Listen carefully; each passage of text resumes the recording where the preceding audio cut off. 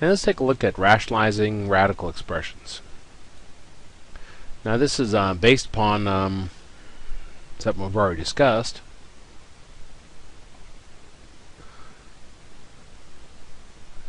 Remember when we talked about fractions and radicals? Basically had two rules. Excuse me.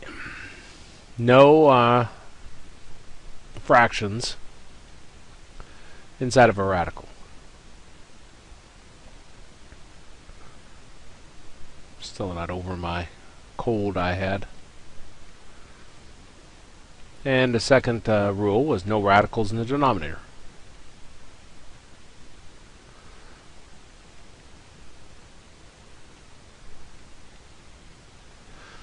Well, this section goes over techniques to get rid of these. Now, we've seen some other techniques to simplify them to get rid of them, but those don't work all the time. So let's look at our first one here. We got 3 over the square root of 5. It says rationalize each denominator. That means just get rid of those two conditions that we talked about. Assume all variables are positive. Well, this is the idea of this is based upon what we saw in the previous lesson. If your square roots are the same, like I got square root of 7 times square root of 7, if we're talking about square roots, they basically cancel each other out, so you just be left with 7. Now the problem here is we can't have radical in denominator. So what we're going to do is we'll multiply the bottom part by square root of 5, and we'll multiply the top part by square root of 5. And we'll see why in a second. 3 times square root of 5 is 3 square root of 5. And down below, when you got a square root of 5 times square root of 5, that just gives you 5. And notice we no longer have a radical in the denominator, do we?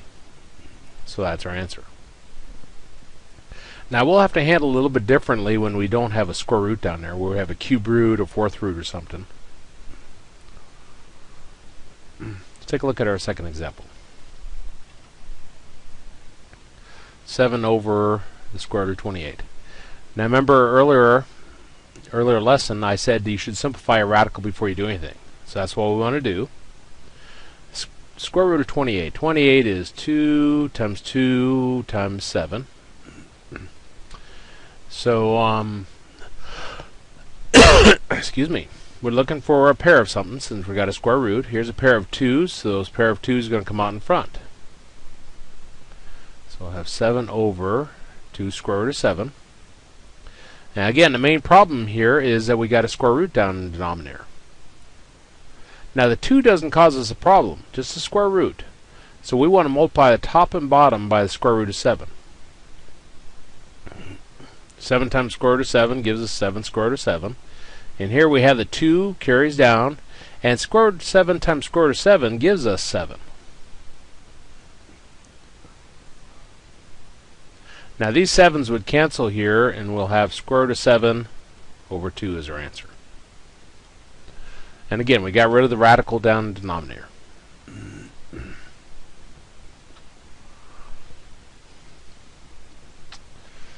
Let's take a look at this one.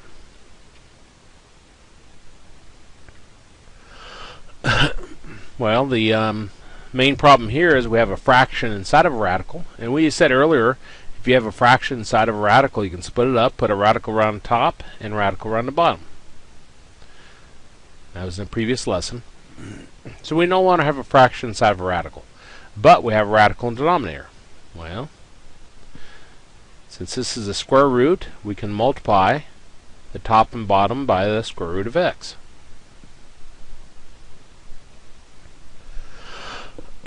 Square root of 7 times square root of x gives us square root of 7x. Remember, when you're multiplying radicals together, you just multiply what's underneath them and put it under a single square root.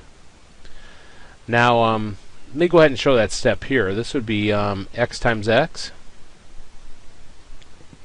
Square root, we're looking for a pair of somethings. So here's a pair of x's, so they're going to come out as a single x.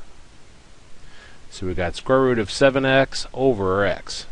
And that's our answer. Now I showed the step on this particular problem, but remember, the square root of x times square root of x would just give you x. But the reason why it gives you that is this step right here, which is going to become important in the coming examples. Let's take a look at this one.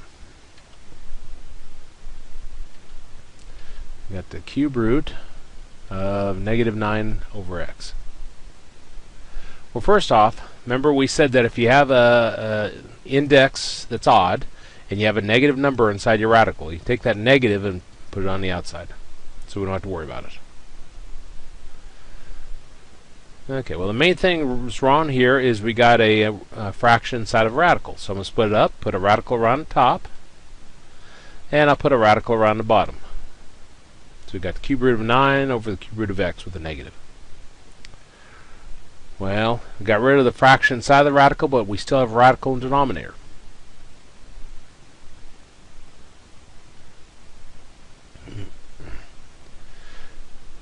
Now try to figure out what to multiply this by. Notice our index is 3, which means we need 3 of something, whatever it might be. Here we have 1x, so I need 2 more x's. Because if I have 2 more x's, I'll have 3 x's total. Again, it has to match whatever your index is. And whatever we multiply by the bottom, we have to multiply by the top. So I got negative and cube root. 9 and x times x is x squared, so we got 9x squared. And down below, our index is 3, we got 3 x's. So that gives us a single x. And that's our answer.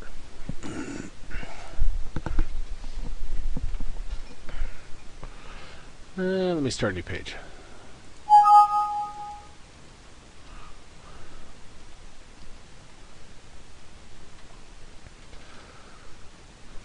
Okay, so we got 4 over the 5th root of 64 x to the 3rd.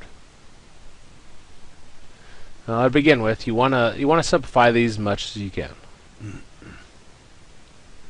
64. That's 6 2's, I think. 2, 4, 8, 16, 32, 64. Yeah. And x to the 3rd is 3 x's. Well, our index is 5, so we're looking for 5 of something. Here's 3, 4, 5 2's. Those 5 2's going to come out in front as a single 2.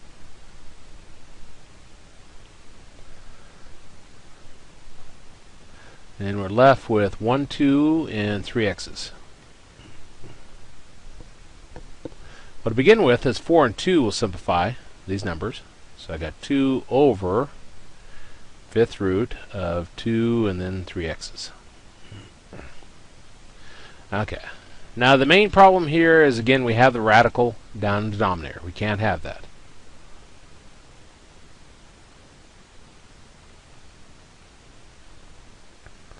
So try to figure out what to multiply it by. Our index is 5, which means we need 5 of whatever. We have 1, 2. That means we need 4 more 2's. We have 3 x's. That means we need 2 more x's. Because you need 5 of everything to get rid of the radical downstairs in this problem. Whatever you multiply by the bottom, you have to multiply by the top. Okay, so up on top, we got 2, and then the 5th root. 2, 4, 8, 16. X times x is x squared. Over, our index is 5. We got 5 2's now. So that gives us a single 2. Our index is 5. We got 5 x's. So that gives us a single x. And our radical's gone. 2's would cancel, and we had the 5th root of 16x squared over x. And that's our answer. Now notice it still says assume all variables are positive. Otherwise, we might have to worry about putting absolute value bars around some of the variables when we bring them out. Not all of them, but some of them you would.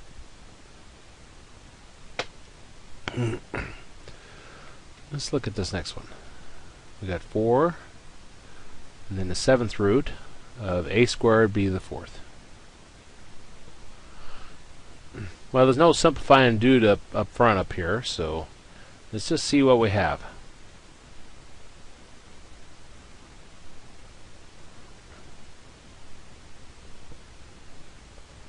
We got index is 7, means we need 7 of whatever. We got 2 a's. Well, we need 7 a's, so if I got 2 a's, I need 5 more. We got 4 b's. I need 7 b's, so I need 3 more. And whatever you multiply by the bottom, you have to multiply by the top. So we have 5 a's up there, and we got 3 b's. So that gives us 4 7th root of a to the 5th, b to the 3rd, over, where our index is 7, we got 7 a's, so we bring out a single a. Our index is 7, we got 7 b's, so we bring out a single b. And that's our answer. I think these are kind of fun myself, because you just look at your index, that tells you how many you need of whatever. You just have to make sure you simplify first. Like on problem number 5 here, my index is 5, I might think I need 5 64s, and then it becomes really huge numbers. But if I do the prime factorization and bring out that out first, makes it a lot easier. Okay, let's look at this next one. This one's a little bit different. Has a different technique for getting rid of the radical downstairs. We got 8 over the square root of 5 minus 1. Now all these previous problems just had a single square root down in your denominator. This one's different. We have a square root and a number. To get rid of the radical on these, the square root specifically, I don't think I've ever seen a cube root or 4th root down here. I'm not even sure how you get rid of it, to be honest. To get rid of it, you multiply top and bottom by the conjugate of the bottom. Now if you remember conjugate from the previous lesson, conjugate means the first and the last are the same. So this will be square root of 5 and this will be 1. First is the same, last is the same. But the sign in the middle is different. See how this is a minus? This will be a plus. And whatever you multiply by the bottom, you have to multiply by the top. So up on top, we got 8 times square root of 5 plus 1. And down below, since they're conjugates, all you have to do is multiply your first parts together and your last parts. Square root of 5 times square root of 5. Negative 1 times a positive 1. Now up on top, 8 times square root of 5 is 8 square root of 5. 8 times 1 is 8. Down below, square root of 5 times square root of 5 is 5 minus 1 times 1 is 1. So we got 8 square root of 5 plus 8 over 4. Now notice that on top they have a GCF. I could factor an 8 out, but even less than that I could factor a 4 out. And that would give us 4 times 2 square root of 5 plus 2 over 4. Now why did I choose 4 instead of 8 to factor it out? Well, I noticed there's a 4 down in the denominator. And if I factor out a 4, these would cancel. So that gives us 2 square root of 5 plus 2. And that's our answer. Let me start a new page. And let's take a look at this next one.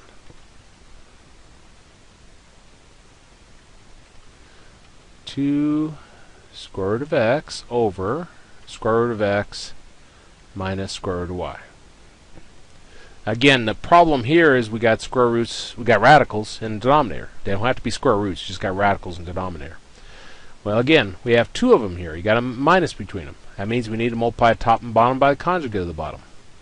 Conjugate is the first is the same and the last is the same. So both of these are square root of x, and both have a square root of y as the last. But the sign in the middle is different. This is a minus, so this has to be a plus. And whatever you multiply by the bottom, you have to multiply by the top. So we're going to have 2 square root of x times square root of x plus square root of y. And down below, since these are conjugates, we just have to multiply our first parts together. Square root of x times square root of x minus, and multiply our last parts. Square root of y times square root of y. Well, up on top, I'm going to take this 2 square root of x times square root of x and times square root of y. So I got 2 square root of x times square root of x plus 2 square root of x times square root of y. And down below, square root of x times square root of x is x minus square root of y times square root of y is y.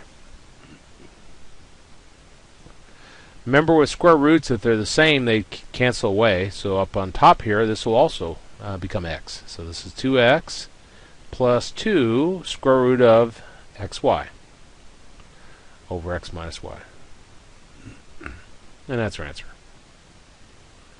Again, notice we don't have a radical in the denominator. That's the main problem.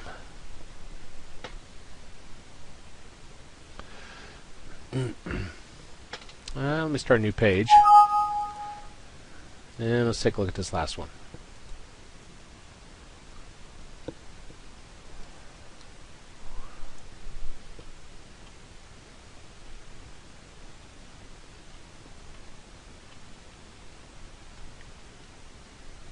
Again, the main problem is we have a radical in the denominator. And even more than that, we have something besides this, a single radical. And that's where you have to multiply by the conjugate. Conjugate, the first part is the same, last part is the same. So this is square root of x, this is square root of x. This is 2, and this is 2. But the sign in the middle is different. Since this is a minus, this will be a plus. And whatever you multiply by the bottom, you have to multiply by the top.